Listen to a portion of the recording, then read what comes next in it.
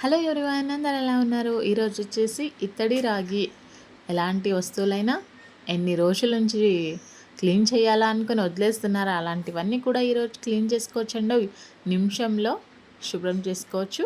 పూజ సామాన్లు అన్నీ కూడా రాగి ఇత్తడి ఏదైనా పర్లేదండి. ఇక్కడ చూస్తారా, నేనైతే చాలా సింపుల్గా చేస్తున్నాను. శనగపిండి, పసుపు, నిమ్మకాయ, ఉప్పు, ఇంతేనండి. ఈ 4 ఐటమ్ ఉంటే చాలన్నమాట. చాలా ఈజీగా క్లీన్ అవుతుంది. ఒక పేస్ట్ లాగా రెడీ చేసుకొని కొద్దిగా మనకి అవసరమైతే కొన్ని వాటర్ని యాడ్ చేసుకొని ఒక పేస్ట్ లాగా చేసుకోండి. ఆ పేస్ట్ని అప్లై చేయడమే, ఎక్కువ గట్టిగా రాయాల్సిన పని లేదు.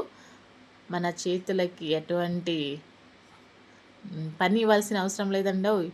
జస్ట్ అప్లై చేసేసుకొని క్లీన్ చేసుకుంటే చాలు, ఇట్టే క్లీన్ అయిపోతుంది.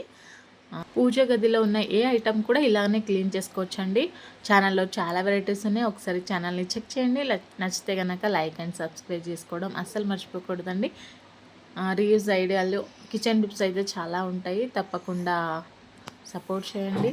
ఇలా చూస్తున్నారు కదా, ఇక్కడ నేను ఎక్కువ పని ఏం చేయలేదండి. ఇట్లా ఒక అప్లై చేశాను. ఇప్పుడు క్లాత్తో తుడిచి చూపిస్తాను మీకు. ఇంకా కడగకుండానే కూడా జస్ట్ మనం అప్లై చేస్తూ ఉంటేనే తెలిసిపోతుంది మనకి. చూస్తారు కదా ఎంత క్లీన్ అవుతుందో. ఇంతేనండి, చాలా సింపుల్గా. నచ్చితే కనుక సపోర్ట్ చేయండి, లైక్ చేసి సబ్స్క్రైబ్ చేసుకోండి. Thank you for watching. Next వీడియోలో మళ్ళీ కలుద్దాం. బాయ్.